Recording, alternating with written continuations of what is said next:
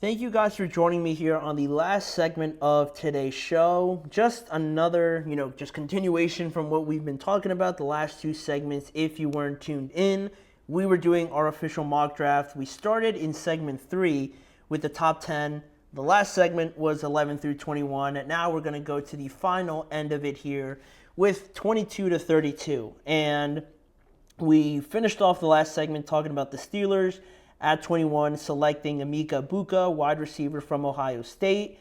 So now at 22, the Los Angeles Chargers. I was really on the brink of having them select a guy like Luther Burden, but I think the way, things go usually with like former coaches and former spots like Jim Harbaugh here with Michigan, I think Colston Loveland is going to end up being the pick here for the Chargers, a tight end for them. They're very run heavy, very heavy personnel as well.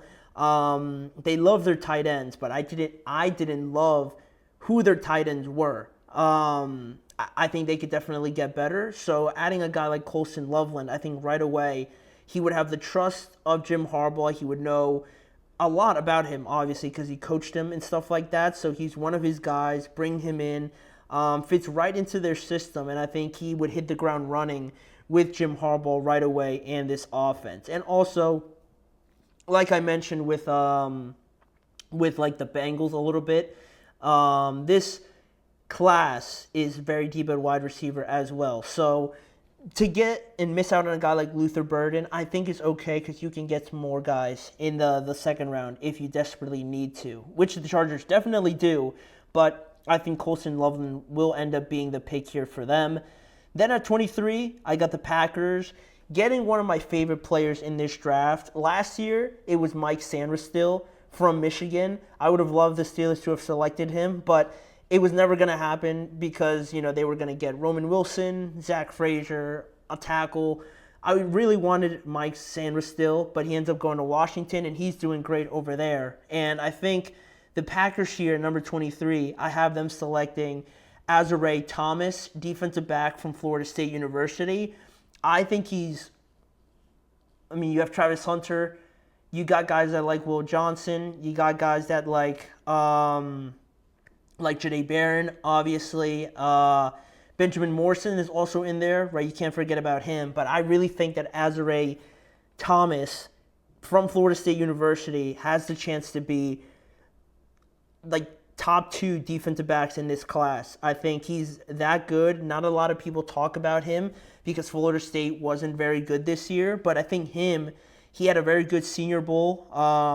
He's impressed a lot of people, I believe. It's helped his stock rise a lot from, I think, probably starting off in the second round. Now I think he could definitely go late first round, which is obviously where I kind of have him here.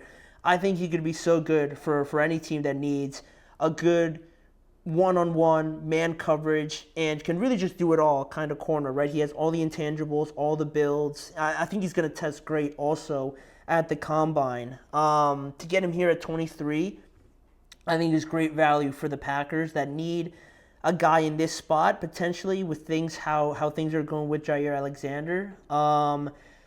It kind of feels like it's heading towards a divorce. So getting a guy that could come in and replace him, and you have a guy like Nixon in there already, I think would be a great spot to get a guy like Azare Thomas for the Green Bay Packers. So getting him at this spot, even if Jair stays, you could still draft him, would be great and fine by me, definitely. So definitely one of the guys that I'm very high on in this draft class, Azare Thomas. Remember, Azare Thomas, when we're in the regular season, and if he's playing great, don't be surprised because I think he's that talented.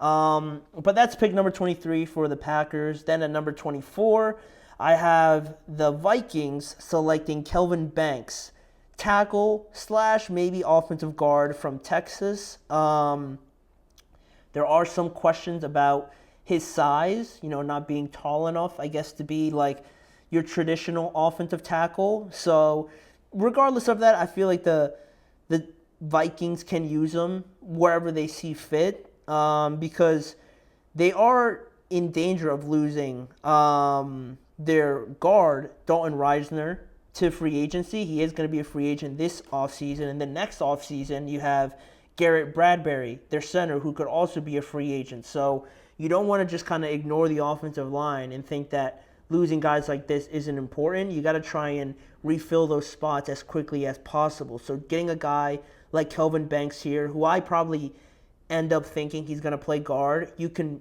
have him go in there, ease him into that guard position for maybe Dalton Risner if he doesn't come back, or for Dalton Risner for a season or two, and then he kind of steps in. I think that would be a very smart thing to do for the Vikings because they have everything else, right? You don't need wide receivers. You don't need a running back, really. Quarterback is obviously one where you don't really know, but I think it's going to be J.J. McCarthy anyway. Making sure he's protected, coming off of a pretty severe injury. Getting a guy like Kelvin Banks helping that offensive line is going to be huge for them. So I went with that at number 24. Then at number 25, another offensive lineman, I got Josh Simmons going to the Houston Texans. Simply, CJ got hit too many times, right? Caleb Williams was the most sacked quarterback last year, and they were not very good. The Texans were clearly better than them, but CJ got sacked almost as much as Caleb Williams did. And it was a very rough year because of that, and I'm not saying it's all on that, but it definitely didn't help whatsoever. So bringing in a guy at offensive line, I think that's like undisputable. Like, the Texans have to go offensive line, whoever it is, unless it's someone that I guess should be going later in the draft. If you got the options of going with Josh Simmons or Donovan Jackson or Kelvin Banks or any other guy that maybe drops a little bit, the Texans have to take them. Simply as that, because CJ can't be getting hit that many times. So I had Josh Simmons being at this spot. It could, again, like I said, be anybody from the offensive line group with a first-round grade, but it just so happened to be Josh Simmons the way I had this mock draft lined up. So you get a former Buckeye in there protecting a Buckeye quarterback. I think it's too good to pass up on. So Josh Simmons ends up here at number 25. Then at number 26, the Los Angeles Rams. I alluded to it before when we talked about Jonathan Allen, where I thought the Rams could be a spot for him. Now at number 26, I had the Rams actually selecting Kenneth Grant, defensive tackle from Michigan. Huge guy, absolute beast of a guy in the middle of that defense. He has got a lot of potential, right? You hear that with a lot of people, but it feels like his skill set is still not as defined as other people, and that could be worked on, obviously, but the intangibles he has, the size, the skill set, the natural athleticism is something that could be very exciting. And it seems like the Rams do a fantastic job with developing guys at that spot, right? You look at Kobe Turner, Braden Fisk, Jared Verse on the outside a little bit more, obviously. Same thing with Young on the other side. You add Kenneth Grant to that for a team that needs to shore up their run defense, I think would be a fantastic thing to have. And they would definitely arguably have one of the best, if not definitely one of the best defensive lines in the entire NFL if Kenneth Grant, pieces it all together relatively quickly. That could be a scary group, very scary group. So I'm going to go with the Rams here to get Kenneth Grant. Then at number 27, the Baltimore Ravens. I didn't really know where to go with them because I feel like they're very good already. Now that I'm thinking about it, maybe they could get a guy like Luther Burden. I wouldn't be too surprised by that at wide receiver, but I actually have them selecting Malachi Starks on here because their pass defense was pretty suspect a couple of times last season.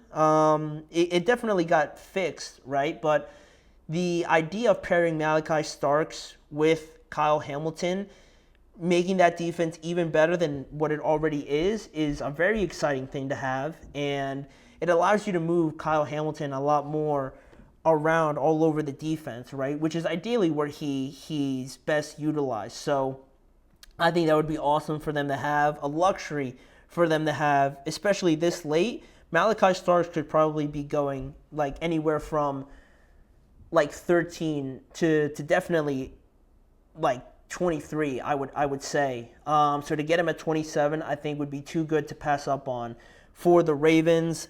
Then at number 28, I got the Lions selecting Donovan Jackson, a interior offensive lineman as well. I wanted to go pass rusher here, but I didn't just want to take anybody if I didn't really think that they should be there. So I feel like you can't go wrong with offensive linemen, especially because Kevin Zeitler, they're starting right guard, I believe. He's going to be a free agent. He's on the older side now a little bit, so bringing in a guy like Donovan Jackson to kind of step in for him if he does move on or if he's only there for another year. You got a guy like Donovan Jackson that could step in right away. You can't go wrong with a pick like that. So they're very run heavy also with Jahmyr Gibbs and David Montgomery. They're going to need to keep that offensive line to that level as much as possible. So I went with Donovan Jackson here. Then at number 29, for the Washington Commanders, also another team that I talked about reassuring that defensive line before, I have them selecting Derek Harmon, defensive tackle from Oregon.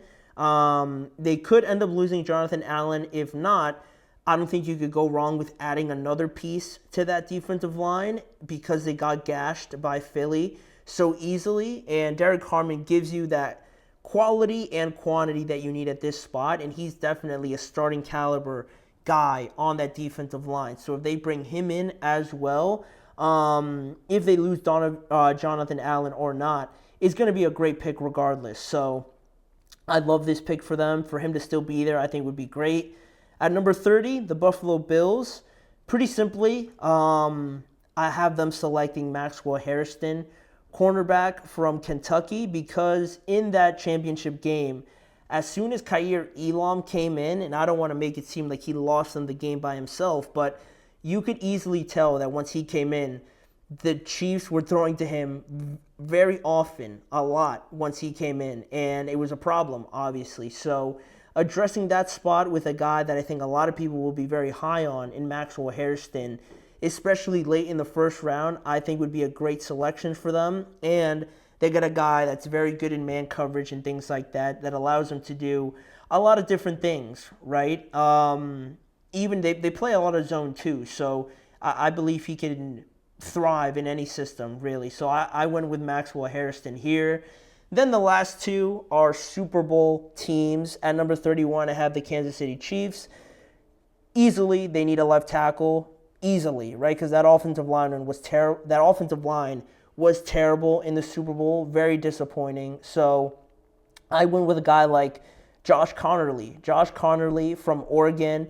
To put in there at left tackle allows you to move Joe Thuney back to left guard, shoring up that blind side for Patrick Mahomes. And Josh Conerly only gave up 2 sacks in his 3 years at Oregon, and he's exactly what they need there, right? You need a good left tackle there. It hasn't worked out with their options in the past. You got to try again because you have to get it right, clearly, with Patrick Mahomes there. I think Josh Conerly can come in right away and compete for that spot, and I wouldn't be surprised if he ends up being their starting left tackle. So I went with him here at number 31.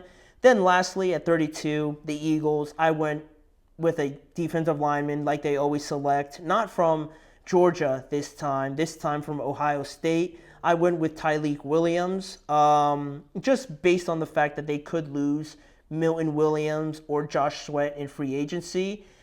They're not going to get caught lacking with very little depth at defensive line. So getting a guy like Tyleik Williams here, who has a late first round grade, early second round grade at 32, I think would be something that they would be very interested in. So that is all 32 picks. That is my mock draft. I'm very confident in it. I think it's going to be exactly like this when April comes around, or very similar, very close to. I feel very confident in it now that I have it out there for everyone to see. So let me know what your guys' thoughts are on it. And for right now, that does conclude our show, our last show on here. Just a quick thanks to everybody for always tuning in, and to GSMC, obviously, for giving me this opportunity. Again, this is our last show, and as always, I do want to thank you guys and remind you guys to always like, follow, and subscribe to not only the show, right, even if we are moving on, to subscribe to the show, the network, the GSMC Sports Network, the GSMC Podcast Network, because all those guys do a great job. So they're going to be covering football, basketball, and all that sort of stuff. Even if I'm moving on, they're going to be doing a great job at it as well. So make sure to do that. Tune into their shows, tune into the network, and just continue to follow up on it. It's a lot of great stuff out there. And for us, again, another big thank you to you guys. I hope you guys enjoy the rest of your week, and I'm sure we'll probably be seeing each other at some point down the line. But for right now, thanks again, and I hope you guys have a great rest of the week and also a great rest of your night.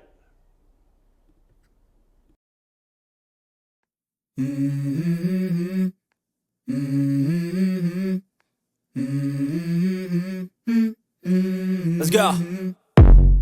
I wake up to a little bit of drool on my pillow, feel like it's gonna be a bad day. Yeah, I'm tired of shit, and the coffee ain't hit yet, damn, ain't that great. I don't wanna go to